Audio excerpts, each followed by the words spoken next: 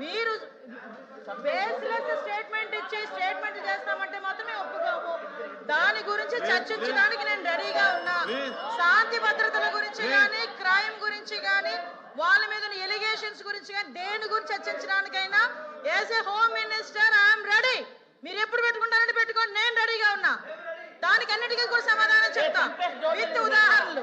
ఇంకోటి చెప్తున్నా అధ్యక్ష, ఇందాకే బొత్స సత్యనారాయణ గారు గౌరవంగా మాజీ మంత్రివర్యులు, పెద్దవాళ్ళు, సీనియర్ మోస్ట్ రాజకీయ నాయకుడు, ఆయన ఒక మాట అన్నారు, అంబటి రాంబాబు గారు వాళ్ళ తల్లి గురించి ఎవరో మాట్లాడారని. ఆధారాలు ఇవ్వమనండి, ఇమ్మీడియట్ గా యాక్షన్ తీసుకోకపోతే అప్పుడు అడగమనండి, ఇమ్మనండి ఆధారాలు, ఇమ్మనండి ఆధారాలు, నేను ఇస్తా. ఇదే అంబటి రాంబాబు గారు బయటకు వచ్చి ఇష్టానుసారంగా మాట్లాడి మళ్ళా బయటకు వచ్చి క్షమాపణ చెప్పారని చెప్తున్నారు కదా. క్షమాపణ చెప్పే ఉద్దేశం అయితే విత్ ఇన్ పావు గంటలో వాళ్ళ ఇంట్లోంచి బయటకు వచ్చి మాట్లాడుతూ నా కుక్కను కూడా టచ్ చేయలేరు, ఏ పోలీసు వస్తాడు రమ్మని చెప్పినప్పుడు ఆ మాట్లాడు గురించి మాట్లాడినట్టు అంటే ఇలాంటి మాట్లాడి రచ్చగొట్టేటట్టుగా మాట్లాడి నిన్న జైలు దగ్గరికి వెళ్ళి ఇట్ట పాడతాడు. ఆయన మాజీ మంత్రి అండి, ఏం మాట్లాడుతున్నారండి, ఏ సైకిల్ చేస్తున్నారండి, సమాజానికి ఎటువంటి మెసేజ్ ఇస్తున్నారండి?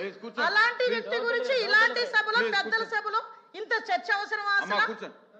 ఇంత అలాంటి వ్యక్తి గురించి అలాంటి అనకూడదు కానీ తల్లిని చెల్లిని కూడా మాట్లాడే వాళ్ళ గురించి ఈ రోజు ఈ సభలో, ఈ పెద్దల సభలో ఇంత చర్చ అవసరమా? అతని గురించి వెనకేసుకురావడం అవసరమా? అసలు మీకేమైనా అసలు సెన్స్ ఉందా అని అడుగుతున్నా నేను. ఈరోజు ఓడిపోయిన ఒక పార్టీని, ఒక నాయకుడిని, ఒక సిద్ధాంతాన్ని, వైఎస్ఆర్ కుటుంబాన్ని నమ్ముకొని చిత్తశుద్దితో, కమిట్మెంట్ తో పనిచేసినటువంటి నాయకుడు అంబటి రాంబాబు గారు. నిన్న అసెంబ్లీలో ఆయన జైల్లో ఉన్నారు, ఆయన పైన 30 కేసులు పెట్టినారు.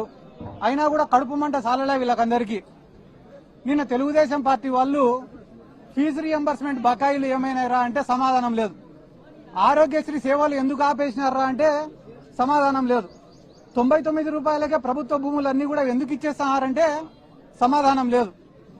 హోమ్ మినిస్టర్ ఏం మాట్లాడుతుంది వీటికి సమాధానం అడిగితే తెలుసా? అంబటి రాంబాబు గారు ఇట్ అన్నారంట, ప్రజలకు ఉపయోగపడే సమస్యలు 100 అడిగితే దానిలకు సమాధానం చెప్పకుండా అంబటి రాంబాబు గారు ఇట్ అన్నారు.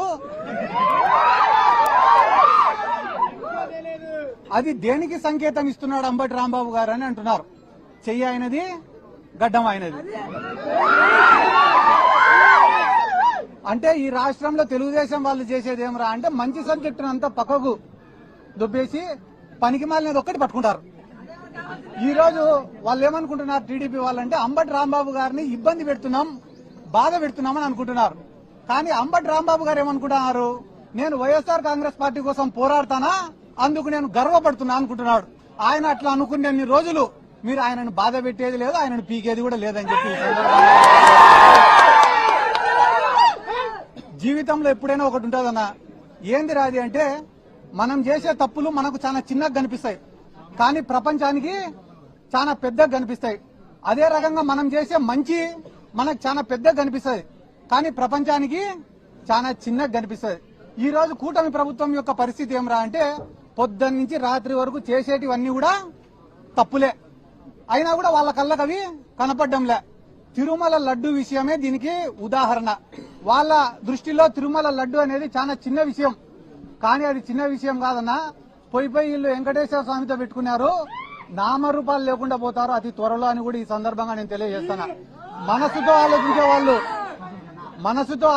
వాళ్ళు, మనస్సాక్షితో ఆలోచించే వాళ్ళు, దైవభక్తి ఉన్నవాళ్ళు, దేవుడి పైన నమ్మకం ఉన్నవాళ్ళు, జనసేన పార్టీలో కావచ్చు, తెలుగుదేశం పార్టీలో ఉన్న వాళ్ళు కూడా 80% మంది ఈ లడ్డూకు సంబంధించి వాళ్ళు చేస్తున్న తప్పుడు ప్రచారాలను ఒప్పుకోవడం లే ఈ రోజు.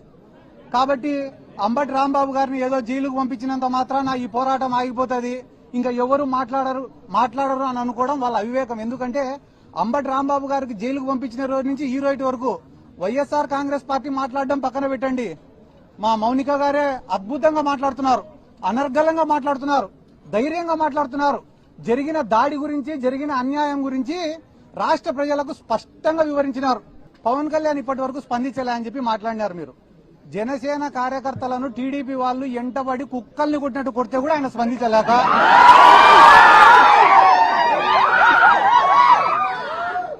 కుక్కల్ని కొట్టినట్టు ఆ వీధిలో చొక్కాలు చింపి కొట్టే కూడా పవన్ కళ్యాణ్ స్పందించలే.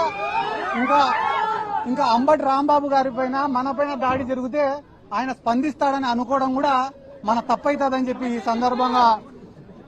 సందర్భంగా నేను తెలియజేసుకుంటూ రాష్ట్ర వ్యాప్తంగా మీరు ఏడైనా నేనేం అబద్ధం చెప్పడం లేదు. జనసేన వాళ్లకు నామినేటెడ్ పోస్టులలో అన్యాయం, కాంట్రాక్ట్ వర్కుల్లో జరిగే దాంట్లో అన్యాయం, జనసేన వాళ్లకు మర్యాద ఇచ్చే విషయంలో అన్యాయం, అన్ని విషయాలలో వాళ్ళు నెత్తి నోరు కొట్టుకుంటా అంటే కూడా ఈ పవన్ కళ్యాణ్ స్పందించుకోవడం లేదు.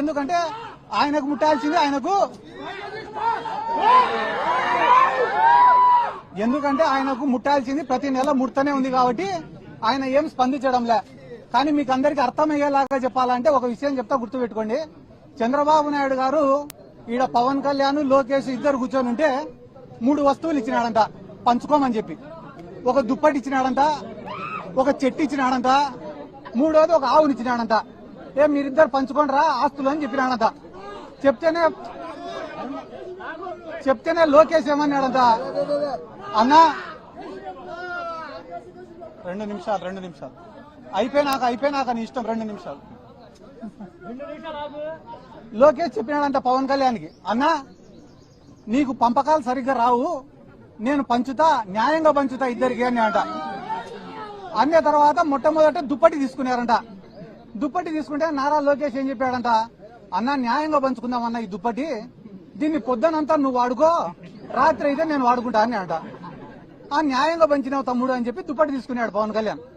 తీసుకున్న తర్వాత పొద్దున ఎండకు దాన్ని కప్పుకోలేకున్నాడంట, వేడి అయిపోతేనే సాయంత్రం అయితేనే లోకేష్కి ఇచ్చినాడు. పాపం లోకేష్ తెలివైనాడు కదా, చలికి బాగా కప్పుకొని పండుకున్నాడు. అంటే దుప్పటి లోకేష్కి ఉపయోగపడింది, చంద్రబాబుకు ఉపయోగపడలే. అయిపోయిన తర్వాత పవన్ కళ్యాణ్కి ఉపయోగపడలే. అయిపోయిన తర్వాత ఇద్దరు చెట్టుకాడికి పోయినారు. చెట్టుకాడికి పోతే మళ్ళా లోకేష్ వచ్చి, అన్న ఇది కూడా న్యాయంగా పంచుతానా, నేను అధర్మం పాటించాను అని చెప్పి చెట్టు పై భాగం అంతా నేను తీసుకుంటా, కింది భాగం అంతా నువ్వు తీసుకోండి నాన్న అంట. అంటే చెట్టుకు నీళ్లు పోసేదంతా పవన్ కళ్యాణ్, వచ్చిన పండ్లు తినేదంతా లోకేష్. అయిపోయిన తర్వాత మళ్ళా 3వది ఆవు కాడికి పోయినారట. పోయి, అన్న ఇది కూడా నేను న్యాయంగా పంచుతానా, ఆవుకు ముందు భాగం అంతా నువ్వు తీసుకో, వెనక భాగం అంతా నేను తీసుకుంటా అని అంట. అంటే ఆవుకు రోజు నీళ్లు పోసేది, మేపేసేది అంతా పవన్ కళ్యాణ్, వచ్చే పాలు పిండుకొని తినేది లోకేష్. ఈ రోజు జన సైనికుల పరిస్థితి ఏమరా అంటే, కూలీ చేసేది ఇల్లు, వచ్చిందంతా తినేది తెలుగు తమ్ముళ్ళు. కాబట్టి తెలుగుదేశం వాళ్ళకే జనసేన వాళ్ళకే గతి లేనప్పుడు మన పైన దాడి పైన వీళ్ళు స్పందిస్తారు అనుకోవడం మన మూర్ఖత్వం. ఎందుకంటే చంద్రబాబు నాయుడు అనే వ్యక్తికి ఈ రాష్ట్రంలో ఎవడైనా ఏలెత్తి చూపించినా ప్రశ్నించినా నచ్చదు. దాంట్లో భాగంగానే ఆ రోజు వంగవీటి మోహనరంగ గారు పోరాడుతున్నాడనే ఉద్దేశంతో, ఆయనను అంతమొందించాలనే ఉద్దేశంతో ఇదే తెలుగుదేశం పార్టీని కుట్ర చేసి ఆయన లేకుండా చేసినారు. అయిపోయిన తర్వాత కాపు సామాజిక వర్గం కోసం ముద్రగడ పద్మనాభం గారు అంత పెద్ద పోరాటం చేస్తే ఆయన కుటుంబ సభ్యులపైన దాడి చేసి అవమానించి ఆయన మనసును గాయపరిచేలా చేసింది కూడా ఇదే చంద్రబాబు నాయుడు గారి ప్రభుత్వమే. ఆ రోజు హైదరాబాద్ బషీర్బాగ్ లో విద్యుత్ ఛార్జీల పెరుగుదల పైన పేదవాళ్ళందరూ ఉద్యమానికి పోతే ఎట్లా ఉద్యమం చేస్తారని చెప్పి వాళ్ళపైన కాల్పులు చేసి చంపింది ఇదే చంద్రబాబు నాయుడు గారే. కాబట్టి ఈ రాష్ట్రంలో ఆయనకు ఎవరు కూడా ఎదురు తిరగకూడదు, ఎదురు మాట్లాడకూడదు. ఎవరైనా ఎదురు మాట్లాడితే ఎంత పెద్దవాళ్ళైనా లేదా పూర్తి మైనర్లైనా ఎవరిని కూడా వాళ్ళు ఇడిచిపెట్టారు, వాళ్ళపైన కక్ష సాధింపు చర్యలు చేస్తారు. అందరి జోలికి పోయినారన్నా ఏం బాధ లేదు, మేము తిరిగి వస్తాం, పోరాడతాం, జగన్ సార్ని ముఖ్యమంత్రిని చేసుకుంటాం. కానీ వాళ్ళని క్షమించండి ఎవరో తెలుసా, ఆ భగవంతుడు, ఆ వెంకటేశ్వర స్వామి వాళ్ళని క్షమించాడని చెప్పి ఈ సందర్భంగా నేను తెలియజేసుకుంటూ, ఇంకా వాళ్ళు చేసిన పాపాల గురించి చెప్తే గానీ ఆడ సింహాచలం దేవస్థానం కాడి నుంచి, ఆడ కాశీబుగ్గ కాడి నుంచి, తిరుమలలో జరిగిన తొక్కిసలాట కాడి నుంచి, నిన్న శ్రీశైలంలో జరిగిన లాఠీ చార్జ్ వరకు వాళ్ళ గురించి చెప్తే గానీ రాష్ట్ర ప్రజలే ఎంటబడి తంతారని చెప్పి ఈ సందర్భంగా నేను తెలియజేసుకుంటూ, ఇక్కడ ఉన్న లోకల్ ఎమ్మెల్యే గారు కూడా మా అక్కకి రాజకీయం కొత్త అయినా కూడా చాలా స్పష్టంగా, నిదానంగా, క్లారిటీగా, ఎటువంటి భయం లేకుండా, వణుకు లేకుండా, తొణుకు లేకుండా, బెనుకు లేకుండా మాట్లాడిందంటే దానికి కారణం వాళ్ళలో తప్పు లేదు, నిజాయితీ ఉంది కాబట్టి. హిట్ టీవీ యాప్, ఇందులో short news, live news, entertainment shows, movies, digital magazines తో పాటు మీ జిల్లా వార్తలను కూడా ఫ్రీగా చూడొచ్చు. ఇంకెందుకు ఆలస్యం, వెంటనే హిట్ టీవీ యాప్ ని డౌన్లోడ్ చేసుకుని ఫ్రీగా ఎంటర్టైన్మెంట్ పొందండి. Hit TV app, hit TV app, please download hit TV app. Hit TV app ని ఫ్రీగా డౌన్లోడ్ చేసుకుని ఎంజాయ్ చేయండి. మీకు నచ్చిన ఎంటర్టైన్మెంట్ కోసం హిట్ టీవీ యాప్ ని ఫ్రీగా డౌన్లోడ్ చేసుకుని ఎంజాయ్ చేయండి. హిట్ టీవీ యాప్ ని డౌన్లోడ్ చేసుకుని ఆస్వాదించండి, ఆశీర్వదించండి. ఇంతమంది సెలబ్రిటీలు హిట్ టీవీ యాప్ ని డౌన్లోడ్ చేసుకోండి అని చెప్తున్నారంటే ఎంత మంచి యాప్ ఆలోచించండి. అమెరికా అమెరికా అమెరికా అమెరికాలో చదవాలనుకునే వాళ్ళకి విశ్వసనీయమైన పేరు మన శౌర్య కన్సల్టెన్సీ. UK లో 1 year masters. UK లో 1 year masters. 2 years work permit up to 5 years visa. Contact Saurya Consultancy. Contact 89851 89851.